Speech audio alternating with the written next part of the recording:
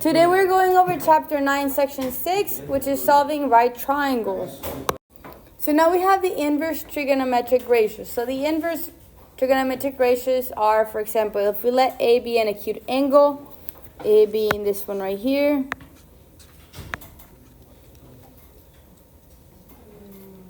so we can say if tangent A equals to x, you can do the inverse function. Tangent of negative 1x is equal to angle A. So in this case, we're finding the angles when they're giving the side. So if you notice for this first example, tangent is opposite over adjacent, opposite over adjacent, still in the same order, but you just use the inverse function, which we learned how to use it in the previous chapter, which is the second button or the shift button. And that will give you, from the calculator, for example, the tangent. It will make it tangent negative 1. So you'll put the decimal or the fraction, and it'll spit out an angle. That is true for sine and cosine as well. So the expression tangent of negative 1x is read as the inverse tangent of x. So you're not going to hear me say tangent of negative 1 anymore. It's just going to be the inverse tangent. You guys know what that means, so the negative 1 starting from this line. All right, example 1 says, draw a diagram showing a person who is 1.5 meters tall standing 20 meters from the base of a building. Also show that the person sights the top of the building with an angle of elevation of 58 degrees. And they want you to find the height of the building. So when you draw this, you have to be kind of careful. So we have this human, right? This person is 1.5 meters tall. And then we have a building. Right? This person is 20 meters from the building. I'm doing it based on the eyesight because they're telling us also that our angle of elevation is 58 degrees. They want us to find the height of the building, so I'm going to call this h. This will make a 90-degree triangle. Now, I want you guys to keep in mind, this height that we're finding is not the full height of the building. Is the height of the building from the line of sight up. So once you finish getting the height, you have to add the 1.5 from the human height in order to solve for it. So based on this information, we're solving for the opposite, which is the height, the h, and they're giving us the adjacent from the 58-degree angle. So I'm going to use tangent, which is opposite over adjacent. So I can say tangent 58 equals the opposite, which is the height, over the adjacent, which is the 20. Now I'm going to solve for h by multiplying 20 on both sides. And when I plug that into the calculator, I get that is the height is 32 meters. But again, remember that is just a little chunk of the building. We're still missing the height of the human. So the true height of the building is actually 32 plus 1.5. So that's going to be 33 meters, 33.5 meters. That is the true height of the building. So in example 2, it states, when the sun's angle of elevation is 38 degrees, a building casts a shadow of 45 meters. How high is the building? So if the sun's up here, and we have an angle of elevation from the floor of 38 degrees, and it goes through a building, so let's say the building's right here, and it casts a shadow of 45 degrees, we should be able to solve this. Again, they want us to find out how much is the height. Now again, this time around, the height is the height of the building. There's no humans based on the eyesight. So this time around, once we find the height, it is the final answer. So it is important you guys know when to add the human height or when to not. So again, opposite over adjacent. So it's going to be tangent. So I'm going to do tangent 38 equals opposite. So h over adjacent 45. When I multiply the 45 on both sides, so I'm left with 45. Tangent 38 equals the height. Now when I plug that into my equation, I get that the height is 35.15. But they want us to round it. Let's round it to the nearest tenth. So we get the height is actually 35.2 meters. So this would be the answer. So solving a right triangle. So in order to solve the right triangle, it means to find all unknown sides, lengths, and angles measures. You can solve a right triangle when you know either of the following. You either know two sides, or you know one side length and the measure of one acute angle. So if you have a triangle, I'll just draw them. These are the two cases.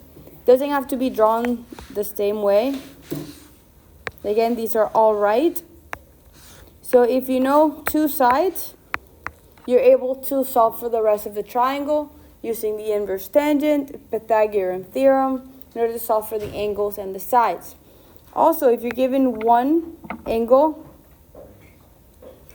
and one side, you're able to solve for the rest. You can use this angle right here, the sine to find the hypotenuse, or the tangent to find the opposite. So it depends on the information they give you, you are able to solve for it, but you need at least two sides or one side and an angle. So for example 3, they want us to solve the right triangle and round decimal answers to the nearest tenth. So here they tell us a rounding answer. So they want us to say what to find. Now, from this triangle, what are we missing? We're missing this. I'm going to call it A. I'm going to call this B. I'm going to call this C. We're missing A and B. We're also missing angle B. I call them little case A, little case B, and little case C, just to kind of go across from the angle that we already have. But we're missing angle B, side A, and side C. So I'm going to write all the information from the triangle as I fill it in. So we have angle A, angle B, and angle C. We have angle A to be 42. We don't know angle B, but we know angle C is 90. So because we also know A and B need to be complementary, I can just go ahead and for angle B, do 90 minus 42. And that's going to give me 48. So we can say that angle B is 48. We just solved for it. First part of the triangle that we filled. Now we also have side A.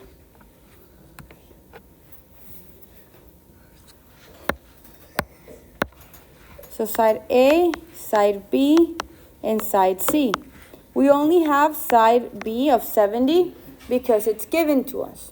Now let's figure out side A and side B, which is what we're missing from these triangles. So to find side A, I can use either angle 42 or angle 48. I'm going to use angle 42 because it's the one that's given, and I'm going to go opposite and adjacent. Now for the opposite and adjacent, that is a tangent function. So I'm going to go ahead and say the tangent of 42 is opposite, so A, over adjacent, in this case B, so 70. And I solved for this A by multiplying 70 on both sides. Now then I get 70 tangent 42 equals A. Now when I do that, I get that my A is 63.0 feet.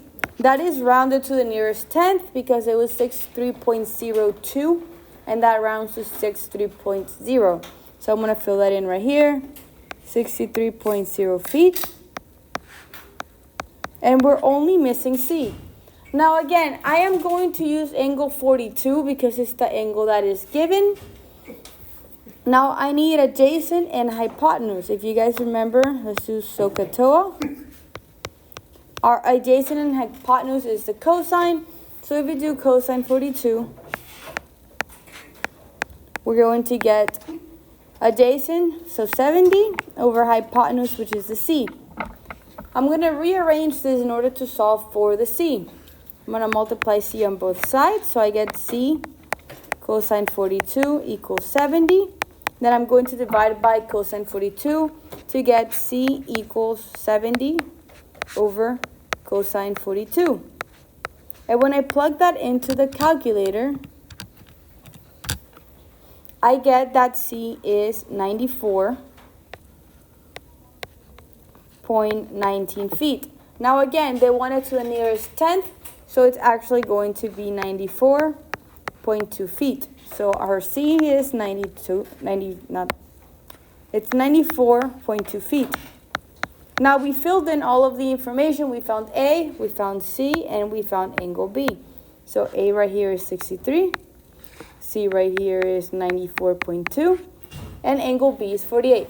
Now, we finished solving for the triangle, so we're done with this question. So we have example 4. So suppose your school is building a rigged stage. The stage will be 30 feet long from front to back, with a total rise of 2 feet. A rake or angle of elevation of 5 degrees or less is generally preferred for the safety and comfort of the actors. Is the rigged stage you are building within the range suggested? So they're telling us it's 30 feet, and that would be the hypotenuse right here. They're telling us that 2 feet is the height, and they're telling us to find this angle X, because they want to know if it's within the parameters. Now we have the opposite and we have the hypotenuse. If we write SOHCAHTOA, we notice that the opposite and the hypotenuse are in the sign. So I'm actually going to do sine of x, because we're trying to solve for the angle, is the opposite, so 2 over the hypotenuse 30. So remember, we're going to use the inverse function of sine to get the angle. So it should look like this in your calculator. Now, you can either put 1 over 30 or 1 over 15, as 2 over 30 simplifies to 1 over 15. But if you plug it into the calculator, it should be fine either way. So we plug it in and we get that x. So our angle is 3.8 degrees. Now, is that within the parameter? Yes, it is within the parameters, because it's in between 0 or 5, so 5 or less. So, is the rigged stage you're building within the range suggested? Yes, it is in the desired range.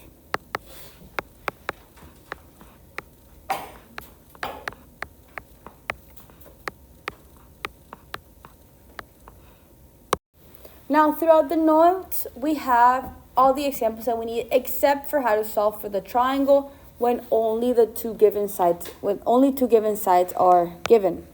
So let's say we want to solve for the triangle.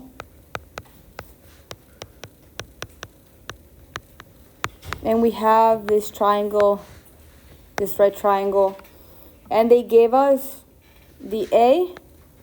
Let's call this 21, so A, B, C. And they gave us the B, which is 20. And they want us to find or solve for the whole triangle. So we need to solve for angle A, angle B, angle C. And we need to be able to solve for side A, side B, and side C. Now, obviously, we're given side A, so 21. We were given side B, so 20. But we don't know C, and we don't know we know angle C because it's 90. It has to be a right triangle, so one of the angles has to be 90. So we have angle C. Now, you can start different ways. I'm going to start by solving for C, which is the hypotenuse, by doing the Pythagorean theorem. Since it is a right triangle, I can go ahead and say A squared, so 21 squared, plus B squared, 20 squared, equals C squared. Now, 21 squared is 441. 20 squared is 400, and C squared is just C squared. Now I'm going to go ahead and add these to get 841 equals C squared. Now I'm going to take the square root. And when I take the square root of 841, I get that is a perfect square, so C is equal to 29. We just found the hypotenuse. Awesome. Now, I'm going to highlight the ones we are finding so you guys understand why I always say to use the given information. Now, let's say I want to get the angle A. Let's start with angle A. Why not?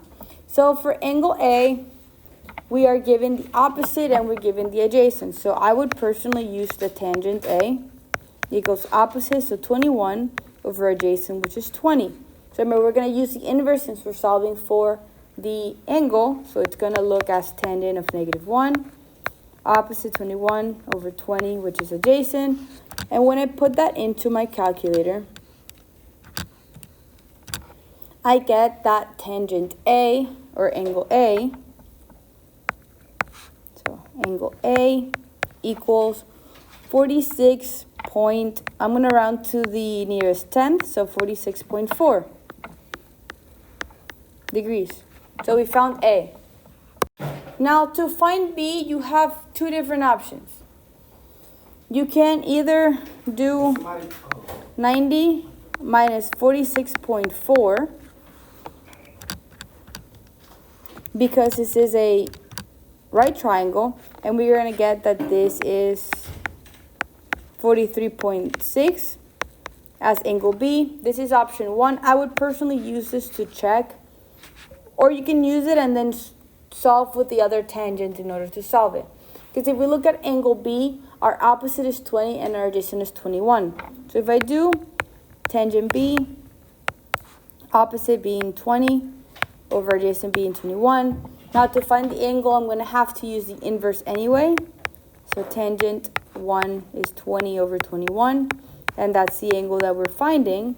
When I plug that into the calculator, I end up with angle B measuring 43.6 degrees. So they're going to match when you check it. I do recommend you guys checking. That way you know if you're right or not. Now, I would personally always use the stuff that are given. Again, I'm repeating myself here in order for you guys to make sure you're correct. Because if, for example, your angle A was wrong and it wasn't 46.4 and you subtracted it from 90 and you got a different number, then when you check it by doing the inverse tangent, you're able to say, oh wait, I made a mistake. Whether you made a mistake subtracting or you made a mistake with the tangent of angle or angle A, that would be up to you to figure out, but at least you would know that you made a mistake. It's always a good thing to check that you know different ways. Now, if you just solve for angle B first, you can also check it by doing 90 minus 43.6, and you would get 46.4. But remember, angle A and B have to add up to 90. So if you're rounding correctly and you do 43.6 plus 46.4, they should add up to 90. If they do not add up to 90, guys, you rounded incorrectly. All right, if there are no questions, you guys have homework on Canvas. But this is it for today's notes.